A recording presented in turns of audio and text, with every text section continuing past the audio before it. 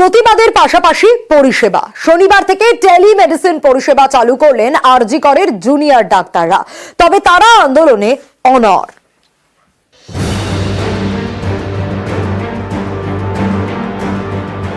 Night ডিউটিতে মহিলা চিকিৎসকের ধর্ষণ, খুন, আরজি করের ঘটনায় তোলপাড় দেশ। প্রতিবাদে কর্মবিরতি শুরু করেন আরজি করের জুনিয়র ডাক্তার এবং ডাক্তারি পড়ুয়ারা। তাদের সেই আন্দোলন টানা চলছে। এতে অনেক রোগী ভোগান্তিতে পড়ছেন। এই পরিস্থিতিতে শনিবার থেকে আরজি করে টেলিমেডিসিন পরিষেবা চালু করলেন আন্দোলনকারী জুনিয়র ডাক্তাররা। প্রতিদিন সকাল 10টা থেকে দুপুর 2টো পর্যন্ত আরজি করে এই টেলিমেডিসিন পরিষেবা পাওয়া যাবে। আমাদের 4টে নাম্বার দেওয়া আছে, এই 4টে নাম্বার পুরো সার্কুলেট করা আছে। এই নাম্বার দিয়ে আমাদের কাছে কল আসছে, তো আমরা ওইটা হোয়াটসঅ্যাপ কল বা হোয়াটসঅ্যাপ ভিডিও কল বা হোয়াটসঅ্যাপ মেসেজ এটাতে অ্যাটেন্ড করছি। এরপরে ওনাদের চিফ কমপ্লেন যাচ্ছে, ওনাদের অসুবিধা কি আছে কি অসুবিধা নেই, ওই হিসাবে আমরা ওনাদের সাথে কথা বলে ওনাদের রোগ জেনে ওনাদের মেডিসিন প্রেসক্রাইব করছি, ওনাদের কোনো টেস্ট লিখলে টেস্ট প্রেসক্রাইব করছি। ওইটা করে আবার আমরা ফলো আপ করতে এই নাম্বারেই বলছি। তো সমস্ত বিভাগেরই ডাক্তার কম বেশি এখানে রয়েছে, যেরকম ধরুন medicine, gynae, surgery, derma, nephro সবকিছু বিভাগই রয়েছে এখানে। তো আমরা যতটা সম্ভব আমরা চেষ্টা করছি রোগীদের পাশে থাকার, যেরকম আমরা আগেও ছিলাম এখনো আছি, আগামী দিনেও থাকবো। রোগীর স্বার্থ, রোগীর অবস্থা আমাদের সবার প্রথমত আমাদের চিন্তার মধ্যে রয়েছে। সকাল 10টা থেকে দুপুর 2টো পর্যন্ত আমাদের পরিষেবা চালু থাকবে। আমাদের আন্দোলনটা যাতে অব্যাহত থাকে তার জন্য আমরা এইটা চালু করলাম।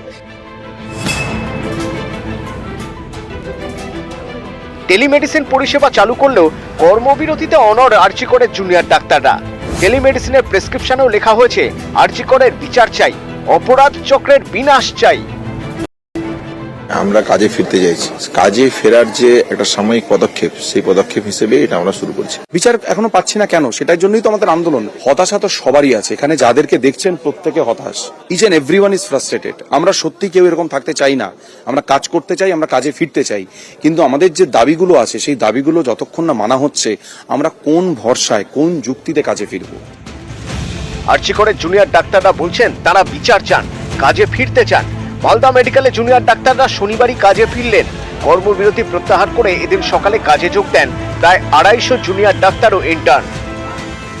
আমাদের এখানে যেটা স্ট্রাইক মানে পেন ডাউন বা স্ট্রাইকে ছিলেন intern, house staff, post graduate এবং এসআর কাজে যোগ দিয়েছেন তারা, এবং এখন পর্যন্ত তারা ইমার্জেন্সি এবং ইনডোরগুলি, ইমার্জেন্সি ওটি এবং সব কাজ তারা যোগদান করেছেন। আপাতত ওরা এই ওপিডি এবং এই প্ল্যান ওটি গুলোর থেকে বিরত থাকছেন, কিন্তু বাকি সব যা যা কাজ হাসপাতালে যে যে সার্ভিস তারা দিতেন তারা সবকটা সার্ভিস দিচ্ছেন।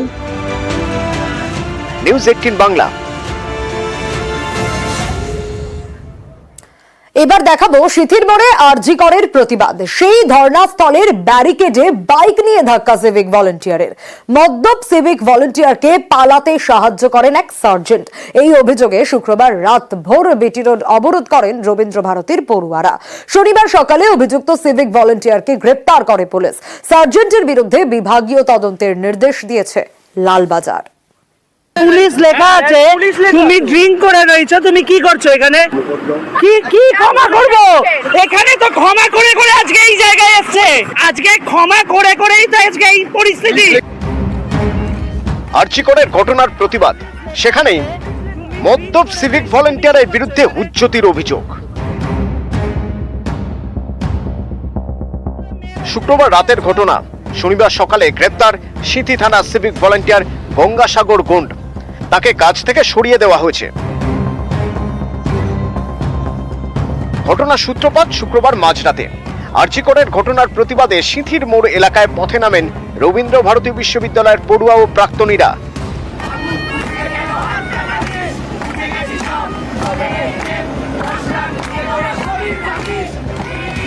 অভিযোগ, সে সময় পুলিশ লেখা বাইকে করে এসে ধর্ণাস্থলের ব্যারিকেডে ধাক্কা মারেন এক সিভিক ভলেন্টিয়ার।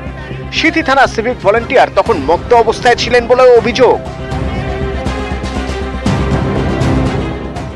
আমাদের এই যে ব্যারিকেড এসে ধাক্কা মারলেন, তার বাইকের সামনে পুলিশ লেখা আছে, কিন্তু তার কোনো আলাদা করে কোনো কস্টিউম নেই, কিন্তু তিনি পুরোপুরি রকমের মাতাল। পুলিশ লেখা আছে, তুমি ড্রিঙ্ক করে রয়েছো, তুমি কি করছো এখানে? কি ক্ষমা করবো? এখানে তো ক্ষমা করে করে আজকে এই জায়গায় এসছে, আজকে ক্ষমা করে করেই তো আজকে এই পরিস্থিতি। আন্দোলনকারীদের এও দাবি যে তারা মদ্যপ সিভিক ভলান্টিয়ারকে ধরে ফেলেন, তখন তাকে তড়িঘড়ি সেখান থেকে সরিয়ে দেন কর্তব্যরত সার্জেন্ট। উনি ড্রিঙ্ক করে না স্যার, বলুন দাঁড়ান আপনি। বাহ বাহ বাহ স্যার বাহ, আপনি ছেড়ে দিলেনটা কেন? আগে যদি আমরা ড্রিঙ্ক করে চালাই আপনারা ছেড়ে দেবেন? এরপরে কলকাতা পুলিশের ওই সার্জেন্টকে ঘেরাও করে বিক্ষোভ দেখাতে শুরু করেন রবীন্দ্র ভারতী বিশ্ববিদ্যালয়ের পড়ুয়া ও প্রাক্তনীরা। রাতভর বিক্ষোভের পর শনিবার সকালেও চলতে থাকে অবরোধ বিক্ষোভ।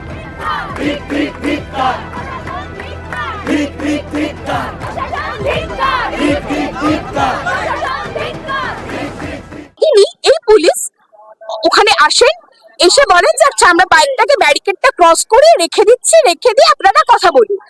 এই বাইকটা ব্যারিকেডটা ক্রস করাতে গিয়ে উনি ওনাকে কমপ্লিটলি পালাতে সাহায্য করেন। সব সিভিক ভলেন্টিয়ারই মদ্যপ, সব সিভিক ভলেন্টিয়ারই অভব্য আচরণ করে মহিলাদের প্রতি, এবং পুলিশের সিভিক ভলেন্টিয়ার, মদ্যপ সিভিক ভলেন্টিয়ার প্রতি এত যে কিসের ভালোবাসা, এটাই আমি বুঝতে পারি না।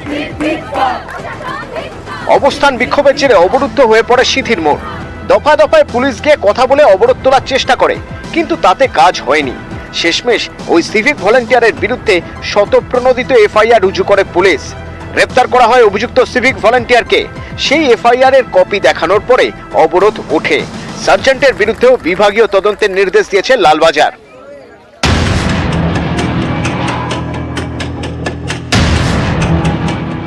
আর্চিকরের ঘটনায় গ্রেপ্তার করা হয় সঞ্জয় রায়কে। সেও কলকাতা পুলিশের সিভিক ভলেন্টিয়ার।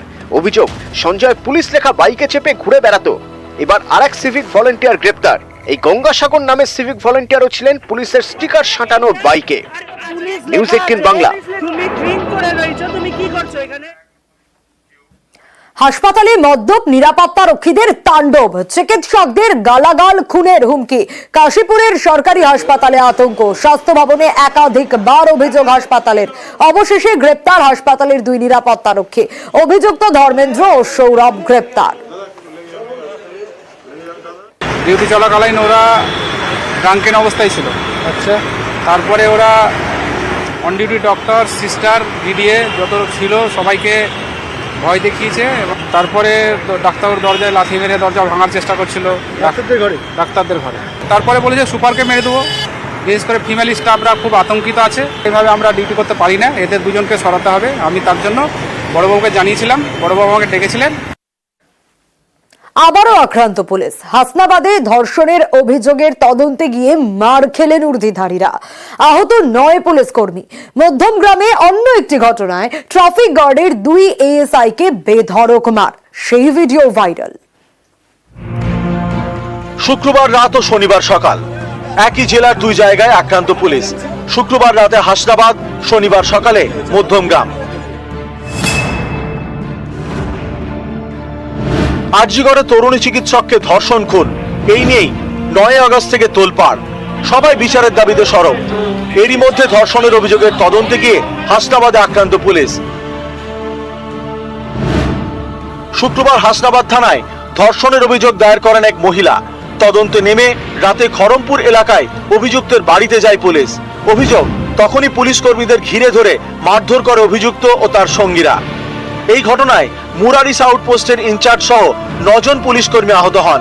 পরে পুলিশ গিয়ে 2 জনকে গ্রেপ্তার করে, কিন্তু ধর্ষণে অভিযুক্ত ও তার বেশ কয়েকজন সঙ্গী বেপাত্তা। শনিবার সকালে এভাবেই ট্রাফিক গার্ডের 2 এএসআই কে মারধর করা হয় মধ্যমগ্রামে। অভিযোগ, এদিন সকালে ট্রাফিক আইন ভাঙেন এক বাইক আরোহী। কর্তব্যরত ট্রাফিক আধিকারিকদের সঙ্গে রীতিমতো বচসায় জড়িয়ে পড়েন। সেই বাইক আরোহীকে ট্রাফিক কিয়স্কে নিয়ে যান ট্রাফিক আধিকারিকরা। এই ঘটনাকে ঘিরে ভিড় জমতে শুরু করে। আচমকাই কর্তব্যরত ট্রাফিক গার্ডের 2 এএসআই কে স্থানীয় কয়েকজন মারধর করেন।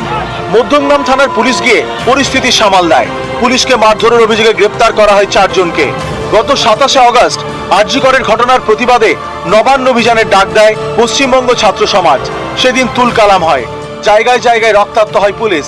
এবার হাসনাবাদ ও মধ্যমগ্রামে মার খেলেন ঊর্ধ্বধারীরা। নিউজ 18 বাংলা।